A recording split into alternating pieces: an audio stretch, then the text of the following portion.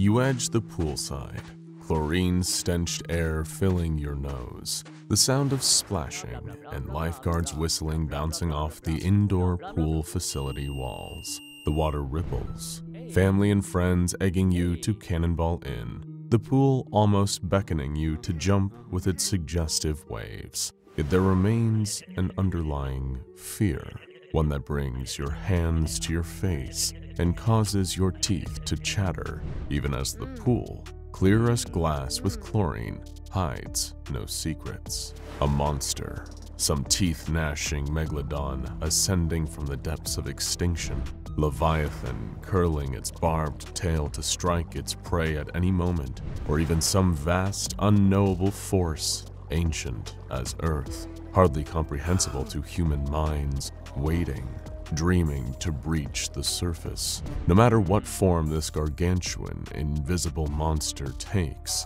you know one thing. Once you jump in, you will not return to shore. You take a moment, recompose yourself, and laugh off the fear.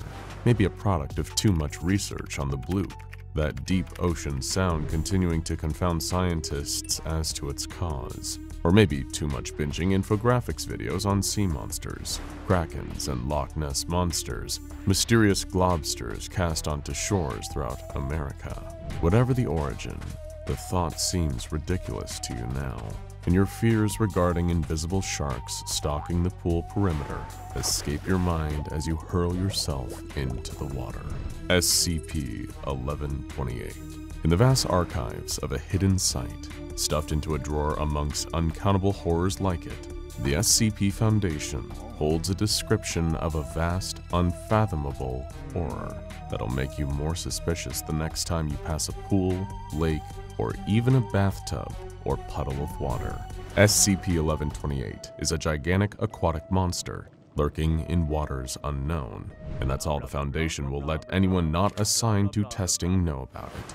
While the Foundation has never shed away from those Moby Dicks of the deep, including the several thousand-kilometer-long arthropod SCP-169, and has even utilized such predators in the past for their own benefit, like the lengthy beast SCP-3000, SCP-1128 poses a unique challenge. Anyone who knows of its description beyond surface-level details will fall under the anomaly's effect. The representation you see now is merely an artist's interpretation of the basic prompt. The Foundation, of course, had to discover the monster's effects in the first place. The chain of communication becomes foggy, but a tip from an unknown source alerted the Foundation to the monster's existence and details regarding its manifestation. One man who had stumbled upon the entity's full description started developing acute thalassophobia, the fear of large bodies of water. Not bodies in the water, mind you. The man refused to relax on the beach or fly overseas, claiming he could see the monster's dark silhouette lurking underwater, ever scouting for him. This eventually extended to even closed bodies of water, like lakes, ponds, and pools, still insisting that the creature swam under the surface, trailing him wherever he went. His friends dismissed him as crazy, and he too believed he had fallen under some hysteria. He decided to take a nice, warm bath to soothe his mind and ease his troubles. He turned on the faucet and let the tub fill up. He put on his best bathing suit, ready to calm his anxiety once and for all. This had been plaguing his mind for far too long, and he was ready to rid all the negativity surrounding this phobia. Basically, he was sick and tired of being sick and tired over the idea of it all. He mustered up the courage, and with the anticipation to just simply relax, he took his first confident step into the tub. He paused for a moment and breathed a sigh of relief. He picked up his other foot and stepped fully into the bath. Splash! He fell straight down right through the tub. Waves and bubbles blocked his vision. His arms flailed as he sunk deeper into an abyss of water and fear. This wasn't supposed to happen, he thought. Several moments later, while still in a full-on panic, The buoyancy of his body began to slow his sinking. The bubbles from his underwater screams rose above him, and he began to follow their direction, scrambling back up to where he'd come. Just as he made it back to the surface of the tub water, choking and hyperventilating in terror, he swore he could see a distant creature, the very same that stalked him through oceans and pools, staring at him. Shaking, he hoisted himself out of the water and ran out of the house. Hysterical, he ran through the surrounding neighborhood, desperately searching for someone he could relay his experience to. Blinded by fear, he neglected to spot a puddle in the middle of the road he ran on. He raised his foot, arched forward, and landed straight into the seemingly shallow water. Splash! Again, he found himself completely submerged and drowning. After a minute, he did emerge from the puddle, but not in one piece. Knowledgeable of this incident, the Foundation set about expunging any traces of the monster's description from the world, physical and digital.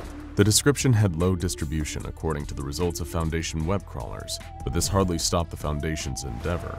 With forum posts deleted, individuals located and amnesticized, and catalogs trawled to ensure the description did not proliferate, the Foundation engaged in what it does best: questionably ethical experiments. First, they had an anonymous D-Class, uninformed of the creature's effect, read the description of the beast. While the pamphlet they gave him confused him somewhat, he didn't feel particularly frightened by the entity, and he confusedly put on the diving suit the Foundation testers provided him. As they connected him to a cable and told him to enter a bathtub, the D-Class did as they instructed him. The D-Class expressed initial confusion at the tub's depth, remarking that it looked so tiny from the outside. As the D-Class continued to descend, he analyzed his surroundings, realizing the nautical reality that enveloped him. He asked how an ocean got stuffed into a bathtub, but the test organizer had no room for miscellaneous talk. He continued to descend until he hit the sandy bottom, seaweed covering the ocean floor. The D-Class looked around. Tropical fish swam in schools, coral covered the seabed, and to his right dropped an immense cliff, a sheer edge. The test organizer advised the D-Class to approach the cliff, and he begrudgingly complied. As he struggled in his diving suit, he fell back and screamed. SCP-1128, the aquatic horror, swam distantly, gracefully even, and paid no attention to the D-Class so fixated upon it. He realized that the creature matched the one he read on the pamphlet, and almost complained about this when he saw a blue whale swimming alongside SCP-1128. Compared to the monster, the whale looked like a guppy. The whale glided in front of SCP-1128's jaws. The monster remained tranquil, stared at its prey, and bit the whale in two with one chomp. Its teeth glistened in the water.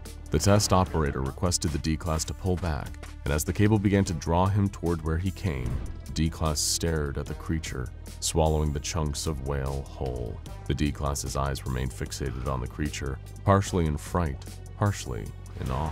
He wondered how ocean trawlers hadn't discovered such a giant beast yet, with the world effectively under 100% surveillance, something the D-Class knew far too well as a convict. Yet the D-Class recognized, and if not comprehended, partially understood the ocean's vastness and mystery. The dark depths reveal no inkling as to their contents, and a creature like a giant squid or the coelacanth can remain in hiding for centuries, if not millennia.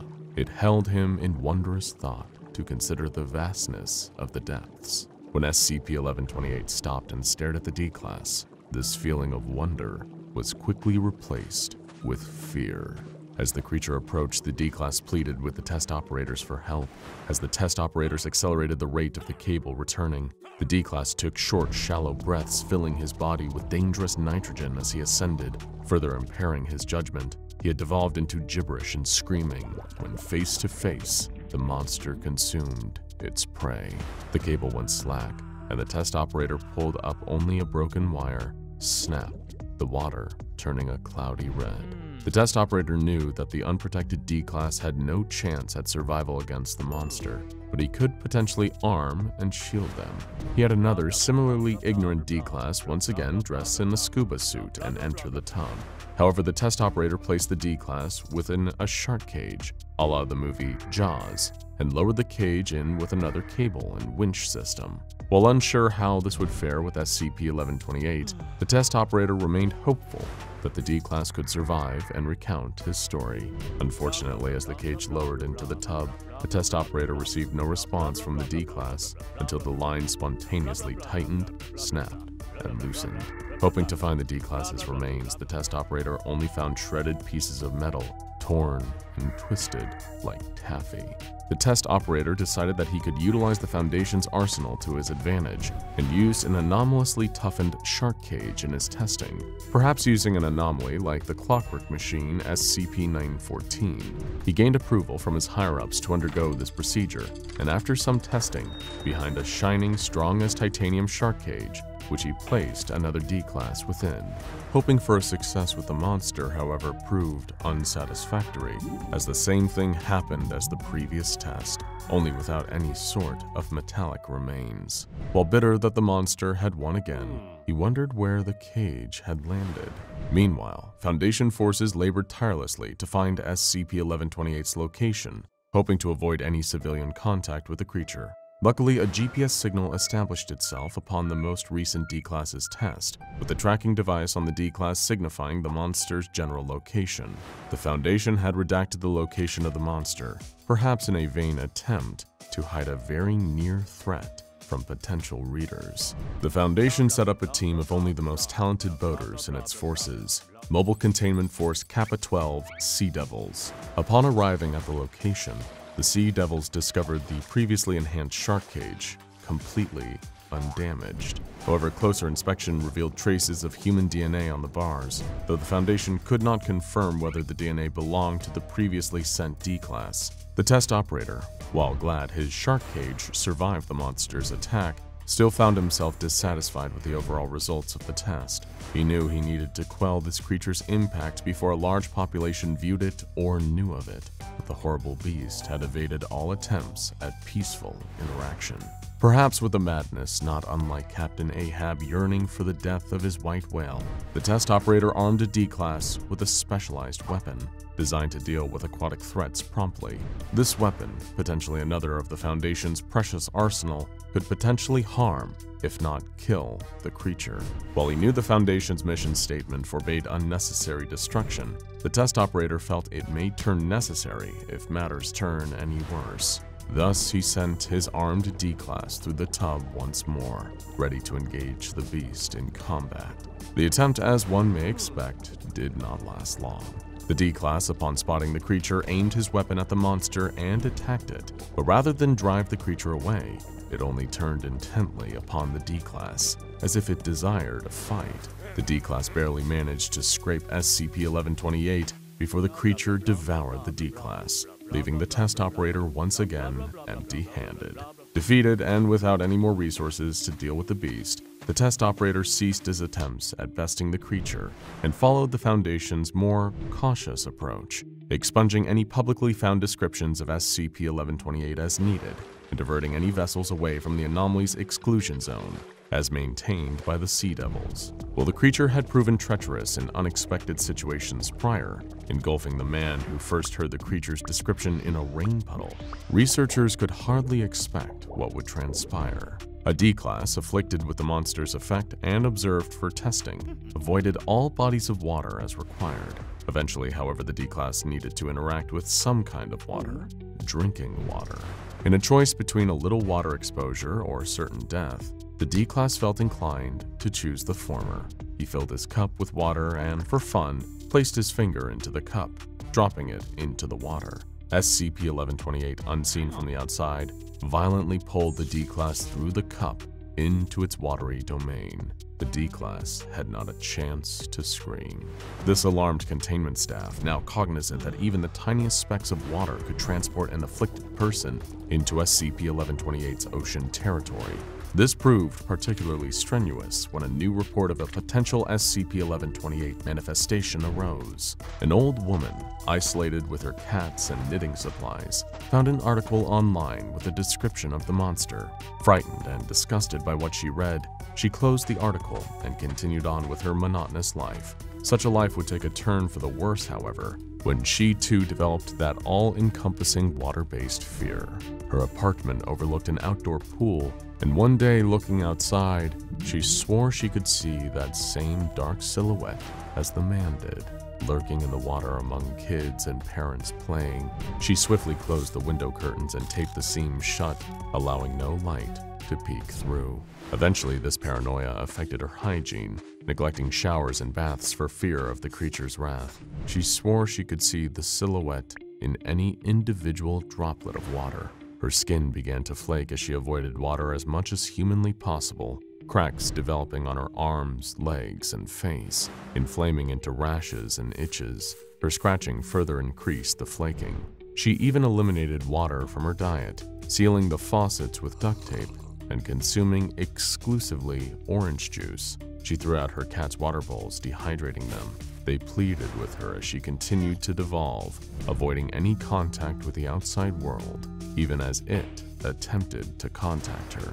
Eventually, a concerned neighbor contacted the local police concerning the situation, and the case caught the Foundation's radar, recognizing the symptoms of a potential SCP-1128 infection.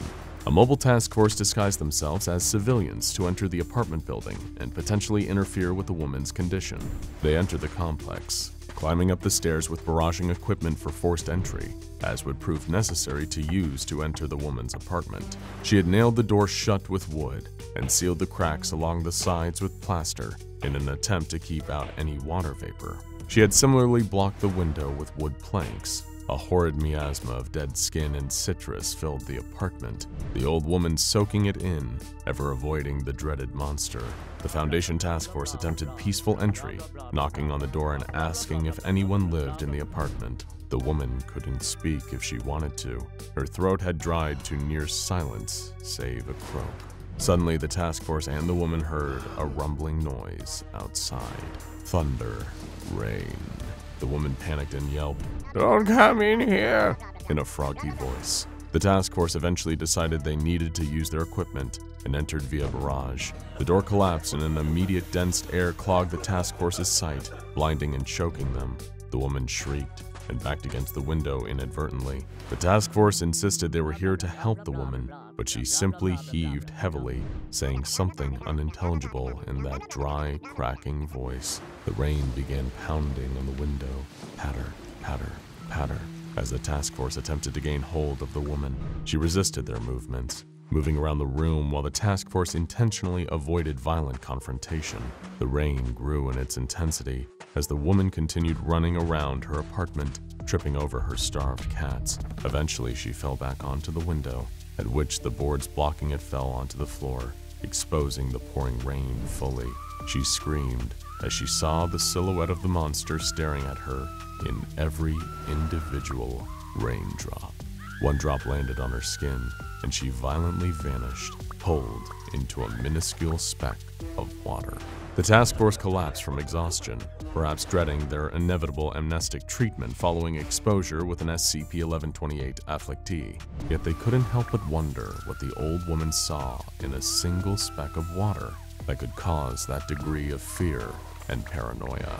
The kind of fear only caused by entire oceans condensed into a single droplet. Besides the monster, what else did she see in those multitude of droplets? The fish that populated the sea, the whale carcasses left behind by SCP-1128, the sea devils viewed from below, drifting on the water unsuspecting. Just as one may view a grain of sand and see the Sahara, she too saw that raindrop and viewed an ocean entire, along with whatever malevolent creatures inhabit it. One may have more sympathy for the child, reluctant to jump into the pool water, knowing not necessarily that something inhabits that body of water, but that the body belongs to a cycle much larger than itself, larger than any sea or ocean, and the only thing that can traverse that cycle is a monster, a creature like SCP-1128. The task force went back to their local site to report what happened during the incident. Like so many incidents the Foundation deals with, the sum total of those that risk their lives for the greater good is a couple memory-erasing syringes and another update to documentation. A description of SCP-1128 remains in the stuffy locker, lurking in wait among other horrifying stories in the SCP database's Sea of Terror. Just like that test operator that attempted to best the monster, could the Foundation's attempts ever surmount the possibility of another person being afflicted? Could they conquer the sea? In a member of that task force's dreams, they perceive a dark blue ocean and the distant black shadow that resides within. And from this ocean, they can view the bathtubs, sinks, pools, puddles, cups of water, and rain droplets of the world, seen from below. Although they know not what SCP-1128 looks like, they too experience the fear it summons among those that do. The paranoia, the fear. Although it may not manifest directly in people's lives, it can always be observed, stalking, waiting, lurking under a murky surface, watching with hidden eyes. Now go check out SCP-3000 Anatashisha and SCP-057-IT Under the Sea for more anomalous entities that lurk in the deep and dark depths of the sea.